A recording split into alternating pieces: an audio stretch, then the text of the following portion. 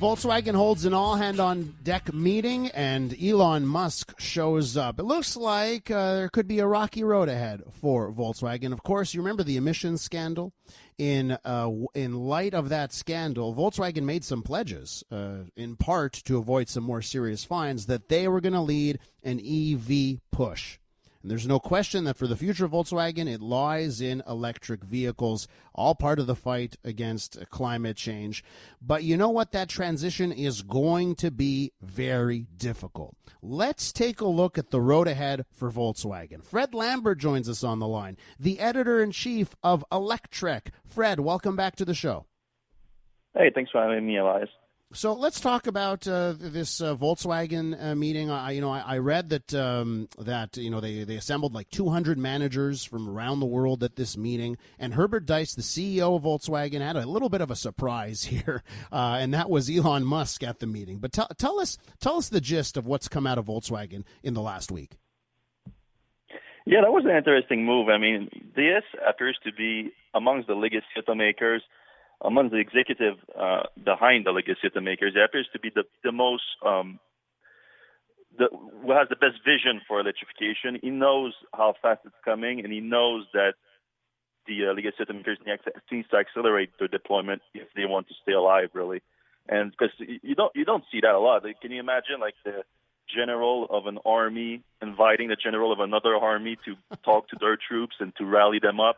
Like, it doesn't happen a lot, and Diess knows that the Volkswagen's biggest competitor is Tesla, and they know that they need to be more like Tesla if they want to survive this transition. So they're like, all right, how can we be more like Tesla? Well, let's invite the guy that's behind the company and tell them what's up.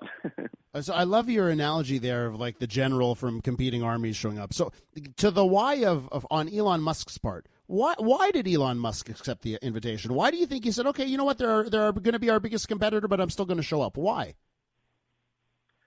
Well, I'm not sure if on Elon's side he thinks that Volkswagen is going to be Tesla's biggest competitor. I think that's a fair assessment, though, but I'm not sure if he sees it like that. But on Elon's side, Tesla's mission is to accelerate the advent of electric transport. So he always knew that Tesla couldn't do it by itself, and the main driver to achieve that mission for Tesla was to actually pressure other automakers to go electric faster. So if another automaker literally invites him to talk to their executive, well, that's the greatest opportunity to convince them to go faster if you can just talk to them directly like that. So that's why he took the meeting for sure. In your first answer, you mentioned how fast this change is coming. And Fred, sometimes, to be honest, I have a back and forth with our listeners here who either don't believe or don't want to believe how fast the switch to EVs is coming. Can you put that together for our listeners here? In your estimation, when you say how fast this is coming, what do we mean? It's super hard to predict, and I understand most people that they don't see it coming too fast because you look at the current rate of adoption of all electric vehicles, and it is relatively slow. I mean, globally, it's 2%, but if you break it down by markets, there's a wide spectrum of rate of adoption. You go to Norway, and it's closing in on 90%. You go to the U.S., and it's like 2%. Wide range. But what's going to happen is you need to look at what's available on the market. And if you have limited options, you're going to have a limited rate of adoption. But the options are going up exponentially. Like just in the next year or two, you're going to get between 12 and 20 new compelling electric vehicles. And that's a big difference here. So far, the compelling all-electric vehicles have been limited. But once you have 20, 30 options of compelling electric vehicles, and they all end up being the most compelling car period in their own segment, then that changes the game completely. That changes the perception of electric vehicles.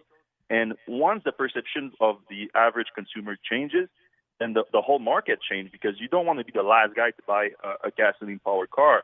Your resale value will be terrible, not to account the fact that the gas prices these days are not looking very compelling either. So it's going to change fast. In my opinion, I think that this change is going to happen within 2024, 2025. And at that point, I think, so when the consumer perception shifts, but what's going to happen is the market, the production of electric vehicles won't be ready at that point. So that's what BS. Yeah.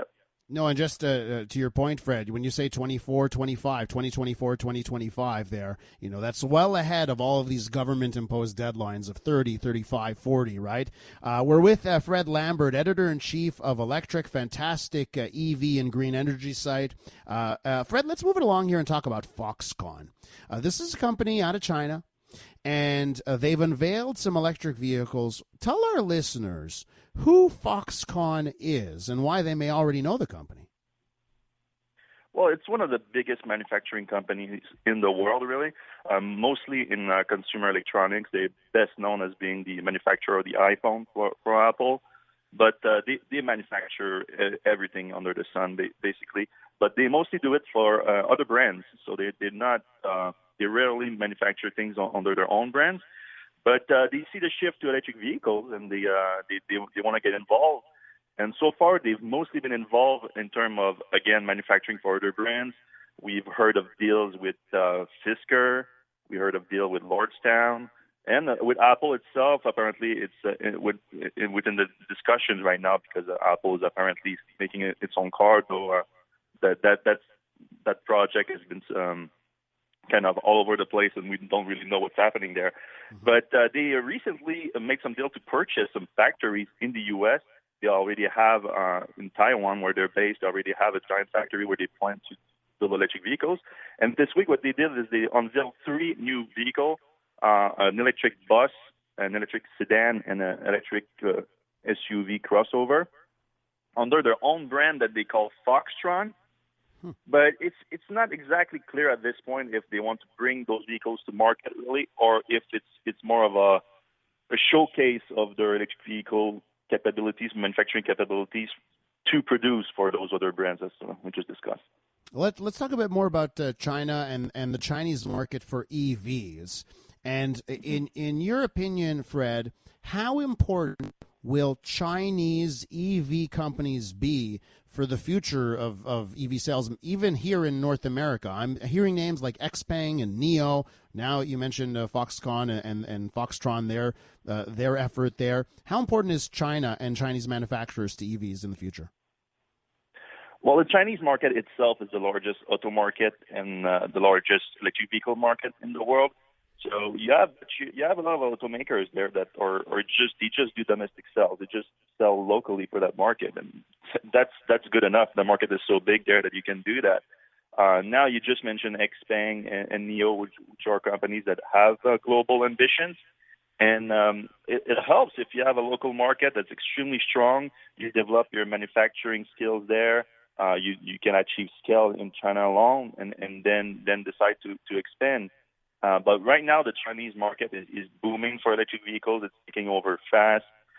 Tesla is leading the way, but also in China, they have popular like little cars that maybe in North America we wouldn't really consider cars there. Mm-hmm. Maybe it's more like golf cars. That's still some of the biggest sellers there. After that, you have to go to Tesla with the Model 3, the Model Y to find an actual car. Plug-in hybrids also very popular there. But yeah, XPeng and NIO are the 2 startups to watch. They're starting to achieve some significant volumes, and like I said, they have global ambitions. And the car that they sell already in China are cars that North American market, European markets would be welcoming, because the quality is there, the features is there, all the luxuries that we're used to are in those cars. Fred Lambert, editor-in-chief of Electrek. I encourage you, if you're interested in EV and green energy, it's the site to go check out. Fred, thanks so much. Come back real soon. Appreciate it, everyone.